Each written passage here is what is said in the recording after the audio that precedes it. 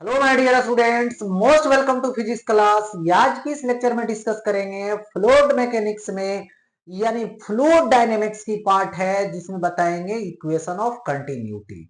तो equation of continuity जो होता है वो फ्लूइड डायनेमिक्स की पार्ट है, जिसमें यह दिखलाया जाता है, ये प्रूफ किया जाता है कि यदि किसी ट्यूब में फ्लूइड का फ्लो हो रहा है, फ्लूइड की कैटेगरी जो होती है यहाँ पे वो इनकम्प्रेसिबल होनी चाहिए, यानी उसकी डेंसिटी चेंज नहीं होनी चाहिए ड्यूरिंग फ्लो। तो उस केस में यदि ट्यूब की एरिया को कम करेंगे तो वेलोसिटी इंक्रीज करेगी, और यदि एरिया को इंक्रीज करेंगे ट्यूब का तो वेलोसिटी डिक्रीज करेगी। इसीलिए कहीं पे किसी जो है से ट्यूब से पाइप से पानी आ रहा है, उसके क्रॉस सेक्शनल एरिया को थोड़ा सा दबा दो, मतलब अनुप्रस्थ काट का क्षेत्रफल को कम कर दो, तो क्या होता है, वो तेजी से निकलना शुरू कर देता है, वो फास्टली निकलना शुरू कर देता है। तो ये किस पे डिपेंड करता है? तो वही है इक्वेशन ऑफ कंटिन्यूटी। और यहां पे इक्वेशन ऑफ कंटिन्यूटी जो है वो मास के कंजर्वेशन पे डिपेंड करता है, यानी कंजर्वेशन ऑफ मास के प्रिंसिपल पे डिपेंड है। और कैसे ये प्रूफ होता है इसका डिस्कशन करने वाले हैं। तो टॉपिक आपके स्क्रीन पे आ चुका है, इक्वेशन ऑफ कंटिन्यूटी। और इक्वेशन ऑफ कंटिन्यूटी मैंने पहले बता रखा कि इसको मैथमेटिकली प्रूफ करते हैं। और साथ ही साथ बता दूं कि ये मैथमेटिकली एप्लीकेशन एक प्रकार की है। एक दूसरी बात, ये जो है से मास के कंजर्वेशन पे डिपेंड करता है, क्योंकि मास जो है यहाँ पर किसी तरह से डिस्ट्रॉय नहीं होता है, मतलब चेंजिंग नहीं आता है। तो किस तरीके से है ये समझना है। सबसे पहले हमने एक ट्यूब बना रखा, ओके। और ये जो ट्यूब है वो कुछ इस तरह से है, ऐसे है ट्यूब, ओके, ऐसे। और इस एंड पे क्रॉस सेक्शनल एरिया A1 है, और इस एंड पे क्रॉस सेक्शनल एरिया A2 है। इधर से जो लिक्विड है, जो फ्लूइड है, वो एंट्री कर रहा है। तो यहां पे एंट्री किया ये V1 वेलोसिटी से, और जब इस एंड पे आया तो इस एंड पे इसकी वेलोसिटी हो गई V2। और यहां पे खास बात यह है कि पर यूनिट टाइम में जितना लिक्विड यानी फ्लूइड का मास एंट्री करता है, उतना ही यहां से फ्लूइड का मास भी आउट होता है। यानी पर यूनिट टाइम में जितना एंट्री करेगा उतना ही पर यूनिट टाइम में आउट भी होगा। मतलब ये जो है से ट्यूब फ्लूइड को रोकने का काम नहीं करेगा, क्योंकि फ्लूइड यहां पर स्टेडी फ्लो में है। स्टेडी फ्लो में नहीं रहेगा तो मैटर कुछ और हो जाएगा, लेकिन स्टेडी फ्लो होनी चाहिए। उस केस में जितना मास इंटर कर रहा है एक एंड पे, उतना ही मास दूसरे एंड से आउट होगा, और वो भी लिमिटेड टाइम में, यानी पर यूनिट टाइम में जितना एंट्री करेगा पर यूनिट टाइम में उतना ही आउट भी होना है। इसीलिए यहां पर रास्ता क्या है, बड़ा सा है, तो आराम से जा रहा है। और यहां पे रास्ता छोटा हो गया तो तेजी से बाहर निकल रहा है। क्यों?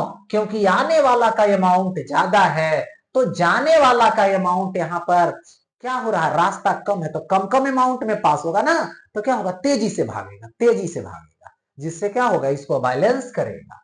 तो इसीलिए यहां पर इक्वेशन ऑफ कंटिन्यूटी में बताया जाता है कि in the steady flow mass of the fluid entering into a tube, ठीक है, of flow in particular time interval is equal to the mass of fluid leaving the tube। यानी जितना particular time में एंट्री करेगा उतना ही particular time में out भी होगा।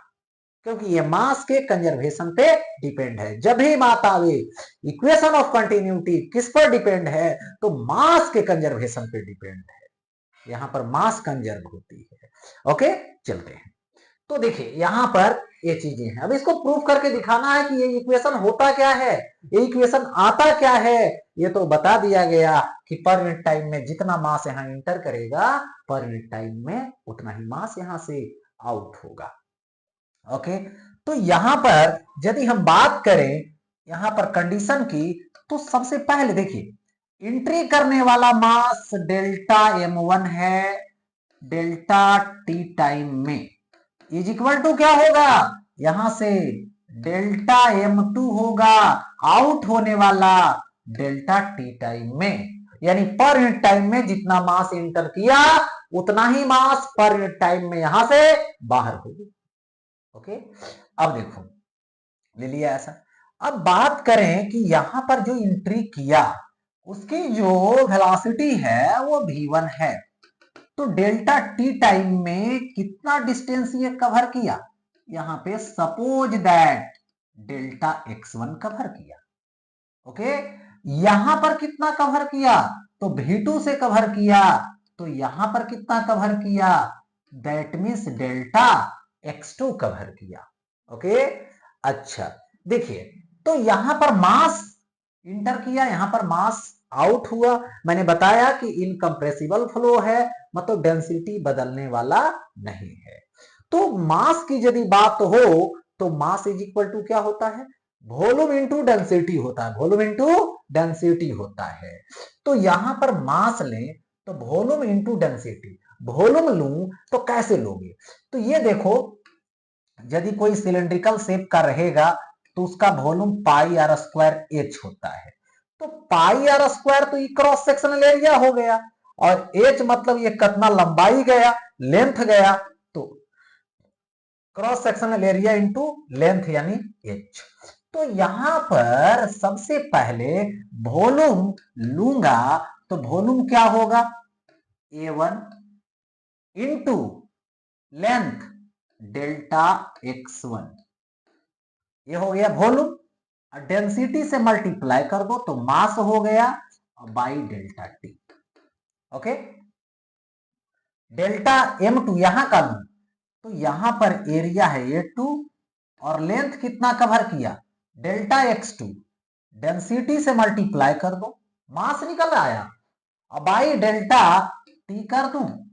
ओके, तो डेल्टा टी हो गया।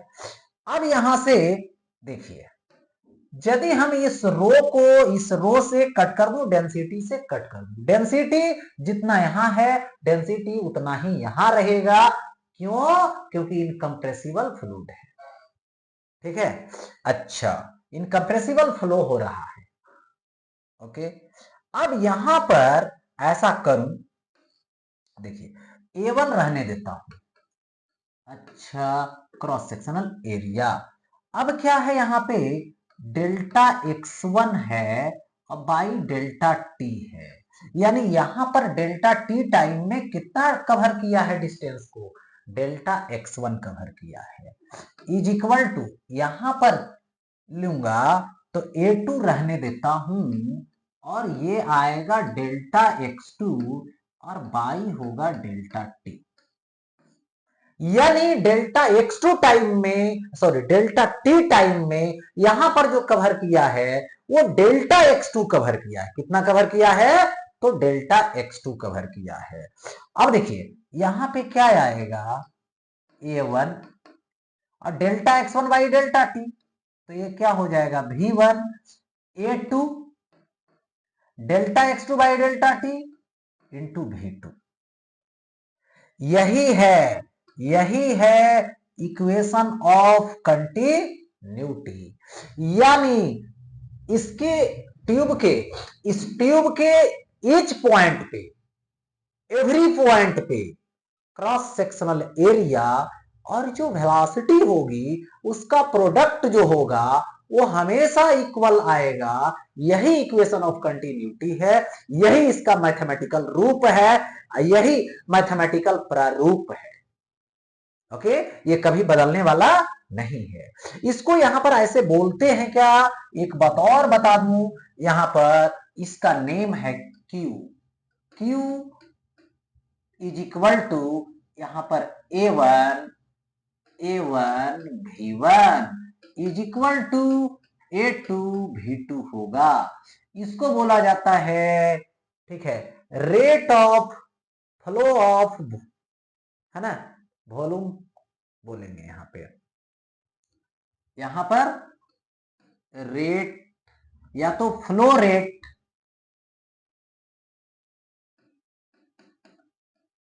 फ्लो रेट बोलेंगे, है ना, ऑफ वॉल्यूम ऑफ फ्लूइड, ठीक है, यानी जितना वॉल्यूम फ्लो किया फ्लूइड का पर टाइम में, वही ये है, और ये बदलने वाला नहीं है। इसलिए area into velocity, cross section area into velocity is equal to हम लोग क्या बोलेंगे, कांस्टेंट बोलेंगे। यहां पर ये हो गया कांस्टेंट, यानी cross sectional area into velocity is equal to constant. तो यहां पर क्या लिख सकते हो, यहां पर लिखोगे वेलोसिटी और वैरिज, क्या हो जाएगा 1/a हो गया, तो यहां पे 1/a हो गया, यानी क्रॉस सेक्शनल एरिया के इनवर्सली प्रोपोर्शनल हो गया। अब देखो यहां पे एरिया को बड़ा कीजिए, वेलोसिटी कम होगा, एरिया को कम कीजिए, वेलोसिटी क्या होगा, यहां पे बड़ा होगा। ओके, यानी यदि इसको ग्राफिकली रिप्रेजेंट करें तो यहां पर देखिए ये हो जाएगा एरिया और ये हो जाएगा यहां पर वेलोसिटी। ओके, अब यहां पर क्या होगा कि एरिया को इंक्रीज करते जाइए, वेलोसिटी जो है वो डिक्रीज कर जाएगा, ऐसा होगा। अब देखो यहां पे आगे बढ़ूं नेक्स्ट, तो देखिए यहां पे जो इक्वेशन ऑफ कंटिन्यूटी है उसके अकॉर्डिंग ये टैप है, मतलब नल है, इसको ओपन करते हैं, इससे वाटर जो है से बाहर निकलने लगता है, और जब वो बाहर निकलता है और इस तरह से जैसे ही नल से निकला क्या होगा, नीचे आएगा, अंडर द ग्रेविटी मोशन करेगा, और इसकी जो क्रॉस सेक्शनल एरिया है वो डिक्रीज कर जा रहा है। क्यों डिक्रीज करते जा रहा है, क्योंकि मोशन जो हो रहा है फ्लूइड का, मतलब वाटर का, वो अंडर द ग्रेविटी हो रहा है। अंडर द ग्रेविटी जो मोशन हो रहा है उसमें क्या हो रहा है, एक्सेलरेशन हो रहा है। एक्सेलरेशन हो रहा है मतलब वेलोसिटी बढ़ रही है, वेलोसिटी बढ़ रहा है मतलब क्रॉस सेक्शनल एरिया जो है वो कम होता जाएगा। ओके, इसीलिए यहां पर देखा जा रहा है कि क्रॉस सेक्शनल एरिया कम हो रहा है। तो यहां पर यदि हम बोलूं कि यहां पर जो क्रॉस सेक्शनल एरिया है, ओके, वो क्रॉस सेक्शनल एरिया यहां पर A1 है, और इस समय जो आउट हो रहा है फ्लूइड उसकी वेलोसिटी कितना है, तो V1 है।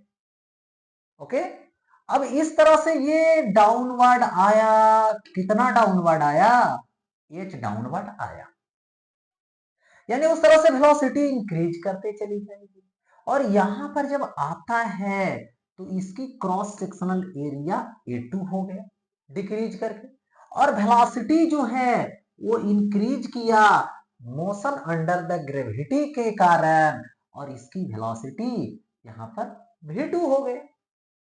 अब इसको यदि हम रिलेट करें किससे, क्योंकि फ्लो हो रहा है फ्लूइड, तो किसके अंडर बात करें, इक्वेशन ऑफ कंटिन्यूटी। यदि एरिया, क्रॉस सेक्शनल एरिया और वेलोसिटी की बात आ जाए फ्लूइड के फ्लो में, तो आपको तुरंत दिमाग में हिट करनी चाहिए क्या, इक्वेशन ऑफ कंटिन्यूटी लाना होगा। यदि आप इक्वेशन ऑफ कंटिन्यूटी अप्लाई कर लेते हैं तो आप सवाल को सॉल्व कर लेंगे, और ये जो कंसेप्ट है वो इक्वेशन ऑफ कंटिन्यूटी का ही है, क्योंकि बात हो रही है क्रॉस सेक्शनल एरिया की और वेलोसिटी की, क्योंकि एक दूसरे से इंटर रिलेट देखा जा रहा है कि जा रहा है नीचे, एरिया कम हो रही है, वेलोसिटी बढ़ रहा है, क्योंकि under the gravity accelerated motion है। तो यहां पर इक्वेशन ऑफ कंटिन्यूटी की बात करें तो ये हो जाएगा A1V1 इज इक्वल टू आ जाएगा A2V2। ओके, अब यहां पर देखा जाए कि V2 जो है, V2 ये व्हाट मुझे मालूम नहीं है। चाहोगे तो निकाल सकते हो, motion under the gravity equation से। इक्वेशन कैसे लगाइएगा, तो ये हो गया फाइनल वेलोसिटी, ये हो गया इनिशियल वेलोसिटी, और ये हो गया डिस्टेंस कवर्ड यानी height covered. Under the gravity है तो अंडर द ग्रेविटी में खास बात ये होगी फाइनल वेलोसिटी का square is equal to initial velocity का स्क्वायर, डाउनवर्ड मोशन है प्लस 2gh लगा दूंगा। अब क्या लिखूंगा, V2 is equal to root over ले लूंगा V1 का स्क्वायर प्लस 2gh ले लूंगा। और यहां पर जब आपने क्या किया, V2 फाइंड कर लिया तो इस V2 को कॉपी करके देखिए यहां ले लाइएगा, पेस्ट कर दीजिएगा। यदि डायरेक्ट वेलोसिटी दे रखा है तो आप A2 निकाल सकते हो, ठीक है। लेकिन यदि यहां A1V1 दिया जिस समय स्टार्ट हुआ बाहर निकलने का, और यहां पर वेलोसिटी दे दिया तो A2 यहां का निकाल लोगे। लेकिन यहां पर सिर्फ A1V1 दिया, और यदि हाइट कितना आया, कितना बिलो हुआ, वो H दिया, तब तुमको वेलोसिटी निकालना होगा, तब A2 निकलेगा। और ये जो H निकलेगा वो मोशन अंडर द ग्रेविटी से ही निकलेगा, ऐसे नहीं निकलेगा। तो यहां पर देखिए होगा क्या, खास बात ये होगी कि ये जो है से V2 निकाल करके यहां पुट कर देंगे। ओके, अब बात आती है कि रेट निकालेंगे कैसे। तो इसका जो रेट होगा, फ्लो रेट, वो क्या होगा, तो A1V1 होगा। क्या होगा, A1V1, ठीक। तो V1 दे देगा तो चलो ठीक है। लेकिन यदि A1 A2 और H के टर्म में दे दे, वैल्यू दे दे, ठीक है, तो उस केस में निकालना रहेगा, ठीक है। तो उस केस में फ्लो रेट कैसे निकालोगे, तो सबसे पहले देखिए यहां पे ऐसा कर देंगे, A1V1 is equal to A2V2, V2 is equal to क्या आएगा, A1 बाई A2 आएगा। ओके, और यहां से ये V1 रहेगा। हो गया। अब इक्वेशन लगा दो, इक्वेशन ऑफ मोशन की बात करो तो V2 का square is equal to V1 का स्क्वायर प्लस 2gh दीजिए। अब देखो V2 का स्क्वायर करोगे तो A1 का स्क्वायर, और ये हो जाएगा V1 का स्क्वायर बाई A2 का स्क्वायर। ये प्लस में है, इधर आ जाएगा माइनस में, तो V1 का square is equal to 2gh हो जाएगा। अब यहां से क्या करोगे, V1 का स्क्वायर यहां भी है और यहां भी, कॉमन कर लीजिए, तो V1 का स्क्वायर कॉमन कर लिया मैंने, तो A1 का स्क्वायर बाई A2 का square minus 1 is equal to क्या आएगा, तो 2gh आएगा। ओके, अब यहां से कंसीडर करेंगे, देखिए V1 का स्क्वायर रहने दीजिए और कॉमन लीजिए, A2 का स्क्वायर ले लीजिए कॉमन, A2 का स्क्वायर, और यहां से क्या आ जाएगा, A1 का स्क्वायर माइनस A2 का स्क्वायर आ जाएगा। ओके, और इज इक्वल टू क्या आ जाएगा यहां पे, तो 2gh आ जाएगा। अब यहां से क्या हो जाएगा, V1 का स्क्वायर इज इक्वल टू इधर आ जाएगा, तो A2 स्क्वायर इंटू 2gh आएगा, बाई डिवीजन में जाएगा कौन, ये वाला टर्म, तो A1 square minus A2 square.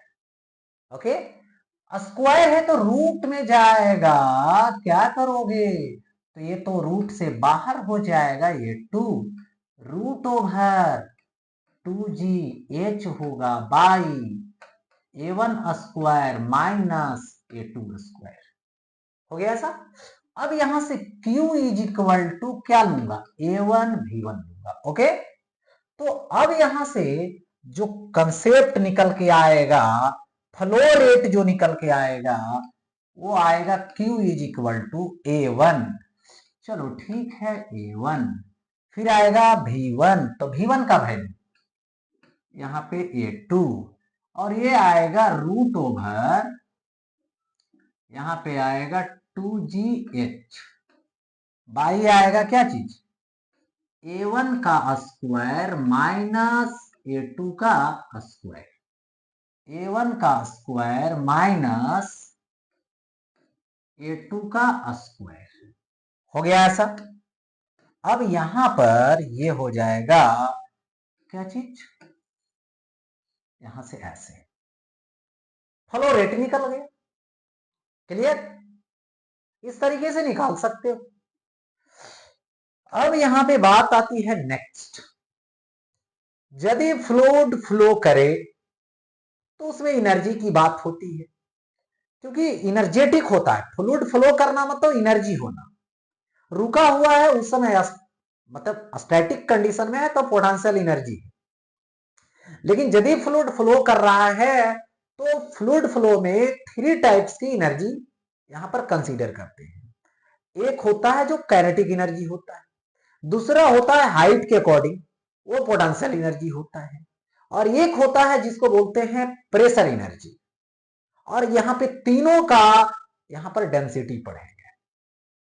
ठीक है, क्योंकि फ्लूइड फ्लो जब होती है, जब आगे हम लोग बर्नौलीज थ्योरम पढ़ेंगे, क्योंकि इक्वेशन ऑफ कंटिन्यूटी से ज्यादा इंपॉर्टेंट जो है वो है क्या, वो है तो बर्नौलीज थ्योरम।